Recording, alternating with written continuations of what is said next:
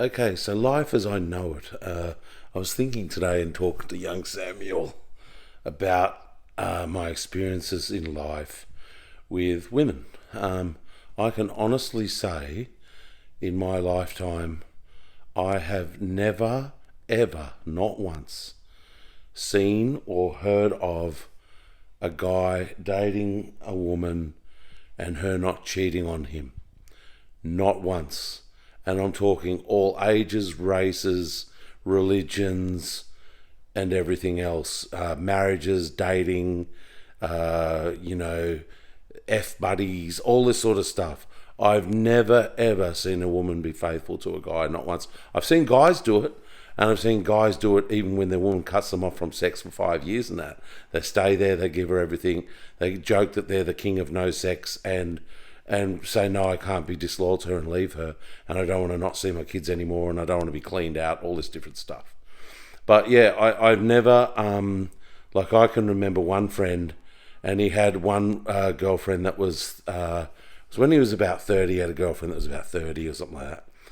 And she was actually going off, and groups of men, like bikies and whatever, 10 and 20 at a time, and football teams and all that, were having group sex with her and all this kind of stuff. And he kept hearing about it and going, I know she does it. Like people telling him, he's going, tell me something I don't know. You know what I mean? Then that same dude, he had a girlfriend, a couple of years later, let's say when he was 32, and she was 17. In Australia, that's legal. Girls who are over 16 are legal. She was 17, and she's soon, 6 months later, going to be 18. And she was absolutely drop dead gorgeous. I mean, she was so pretty. And what happened was, this is in the age of mobile phones and filming and all this stuff. So he worked as a security guard, and she used to go to discos on the nights that he wasn't working and that.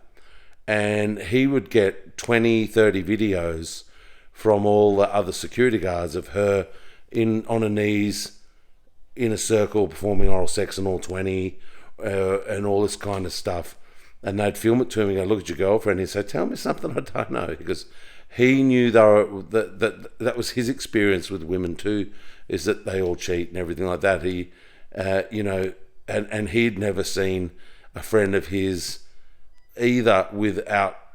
Now, look, I'm not saying that every girl goes out there and has 20 on ones and 50 on ones like these individuals. And, like this girl ended up being an escort in Sydney and making $1 million a year. And then it turned even into more because she was so good looking, everyone was booking her. And I mean, she was a rare specimen, of hotness. And then some guy was some financial guy, and he loved that she treated him good in bookings, so he taught her how to invest all the money and turn it into more millions a year, and within a very short time she's many millions, and whatever. So look, it's not every woman does big group sex sessions with everybody and then runs off and becomes an escort in Sydney and all this kind of stuff. And, I remember when I was 18, I had a girlfriend, and she was going off and staying at a married couple's house, and I knew that they were having three-ways and all this stuff. But what was I supposed to do? I wanted to be with her, and I was definitely enjoying having regular intimacy and all that. She was telling me she loved me and all that. And, but she was cheating, not just with them, she was cheating with everybody, like all my friends. And I've never had, by the time I was 30, I think I'd had probably 50 different girlfriends, 100 girlfriends, and all of them cheated. Every last one, half of them just with my friends, if anything. And some of them even, run off with your family members and cousins and brothers and whatever. So, look, this is life as I know it. You might say to me, oh, you must have been meeting only particular types of women at particular venues. No, I met them at church and all kinds of places, and I've never, because I studied theology for a long time at the theology school, and all the girls at the theology school were doing it too. So this is theology school. This is people studying to be leaders in the church. Women shouldn't be leaders in the church in my book, but it was a leaders in the church thing where women could go to, because when you go to these places to be a pastor or a priest or anything like that, women can study there too now. Have been able to since the mid-'80s. I knew women back then that became the first ever pastors in the Anglican Church and whatever, actually, and still are. They're 70, mid-70s now, but they're still pastors. What do they call them in Anglican churches? Priests, I think. Reverend, I can't remember. It's a while now.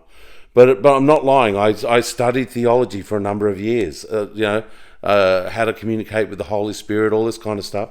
And all the chicks on those very, very serious, deep Bible courses, all cheaters, all liars, all running around with different men at discos and all that sort of stuff.